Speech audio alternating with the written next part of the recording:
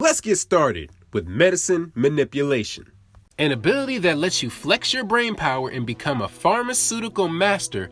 Users of this power can create, shape, and manipulate different types of medicine, including, but are not limited to, pills, tablets, syrups, capsules, ointment, and even powder.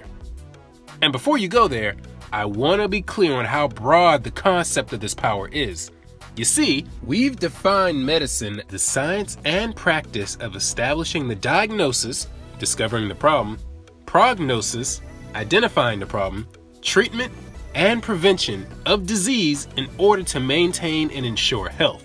So before you guys get started with all your confusion, other forms of medicine also include surgery, internal medicine, which deals with adult diseases and how they affect the body. This has dozens of different disciplines in itself that we won't be covering, and diagnostic specialty, which uses machinery to discover underlying issues. We won't be covering that either. But for the sake of this video, we're going to keep it as compact and simple as possible, because all superpowers have subsets that can send you down the rabbit hole, and if we do that, we'll never finish this video. So, this will be about medicine that affects the body or other objects. Humans have a tough time going through life as it is. You know, unless you're rich or have superpowers. And even then, you still gotta deal with things like cuts, stress, exhaustion. But thanks to evolution, or whatever deity that puts sugar in your coffee in the morning, the human body compensates for it. A lot. Whether it's our healing factor, repairing cuts or bruises, our eyes automatically adjusting to light conditions, or our body releasing endorphins to block pain, we have to stop and marvel at what a wonder these shells that carry our essence around can do, if you believe in that kind of stuff. But unfortunately, there are times when our body fails us, or just isn't up to the task of solving our never-ending list of problems. So, we turn to outside sources for help. And let me tell you, medicine is one that's never going away. It's unknown when we first got the concept to use outside sources to aid in our struggles. But it is known how. The first form of medicine took the form of herbalism. That's the use of plants as healing agents in addition to the minerals found in clays and soil, as well as parts of animals. These designated leaders, whether they be shamans, medicine men, or priests, would use items in addition to prayer to create traditional medicine. And in the image of Asclepius, the Greek god of medicine, who was taught the art of healing by a centaur named Chiron, they would use these items and their limited knowledge to make life a little bit more bearable for a time. But as things progressed and through trial and error, humans have discovered a new form of medicine, one that was science-based. This was focused on evidence from well-designed and well-conducted research, instead of wives' tales and sentimental folklore, beginning in 1835 and progressing forward to the current day, where the information of our past has led us to the creation of the various drugs we know in contemporary medicine, scientific, and healthcare systems, and to the modern day doctor, nurse, and physician.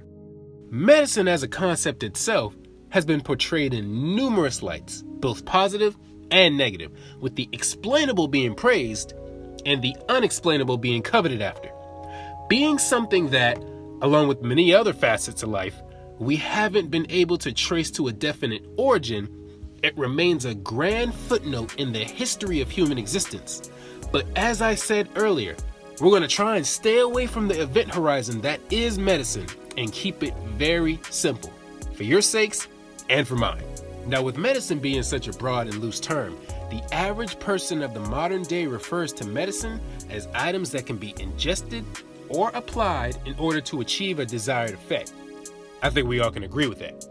And when we take a look at medical symbolism, one of the most prominent symbols displayed is an object called the caduceus, which is a traditional symbol of Hermes featuring two snakes winding around an often winged staff.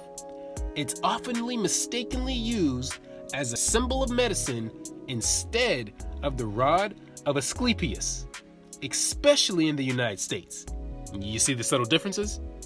The rod of Asclepius, however, while displaying some of the same symbols, is portrayed as a singular rod with a snake entwined around it. These symbols together make enough sense if you break it down, which I am great at doing.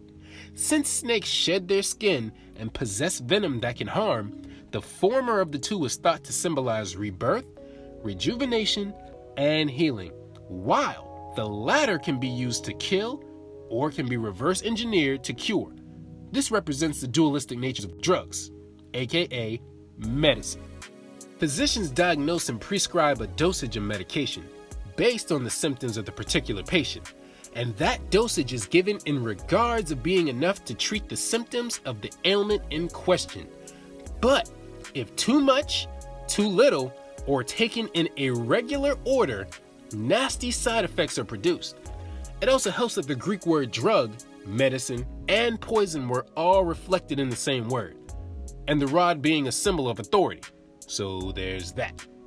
Users of this rare power, when shown, are portrayed to be innovative, analytical, and intelligent. They tend to be highly efficient and dependable because of the nature of their field, and most of all, extremely long-suffering, known for dedicating an inordinate amount of time to develop and master their craft, and more often than that, figuring out ways to improve it. Users are obviously portrayed as healers, occasional saboteurs, and very rarely seen as frontline fighters. Their stats will normally be shown to have very high intelligence, and due to the nature of this power, they have stats that can be enhanced at will, making them someone to keep an eye on at all times. Colors associated are seen to be green or pale blue, something that resembles cleanliness or freshness, and on the rare occasion, you can get a white or yellow color in there as well.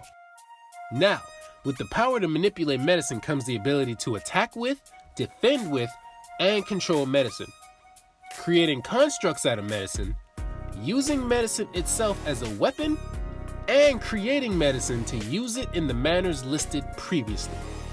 While more gifted users are able to manipulate the properties of medicine, as well as mimic or transform into medicine with medicine mimicry, with possible variations of this level of power including drug manipulation and magical medicine manipulation, which is having control over medicine of a magical nature. The user is oddly enough able to transform other objects into edible medicine and consume them at will, and if they want to get in touch with their roots,